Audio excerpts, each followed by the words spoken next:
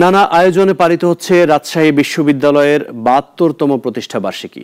১৯৫৩ সালের ৬ জুলাই যাত্রা শুরু করা এই বিদ্যাপীঠে এখন পড়ছেন ৩৮,০০০-এর বেশি শিক্ষার্থী। সকালে বেলুন ও পায়রা উড়িয়ে শুরু হয় উৎসবের, পরে শোভাযাত্রা ও আলোচনা সভায় যোগ দেন শিক্ষা উপদেষ্টা চৌধুরী রফিকুল আবরার ও উপাচার্য প্রফেসর সালেহ হাসান নকিব। বক্তারা বলেন, এখনও শিক্ষার্থীদের খাবার, আবাসন, চিকিৎসা ও গবেষণায় ঘাটতি রয়েছে। তবে ২৪-এর গণ অভ্যুত্থানের হাত ধরে বিশ্ববিদ্যালয় আন্তর্জাতিক মানে পৌঁছাবে বলে আশা প্রকাশ করেন তারা। সকলে মিলে এই যে বিশ্ববিদ্যালয়ের যে পরিবেশ, সেটা আনন্দের পরিবেশ, সেই পরিবেশকে আমরা সমুন্নত রাখতে পারবো এবং এই বিশ্ববিদ্যালয় যেন আগামী আরও অনেক বছর ধরে তার যে গুরুদায়িত্ব সেটা সকলে মিলে যেন পালন করতে পারে।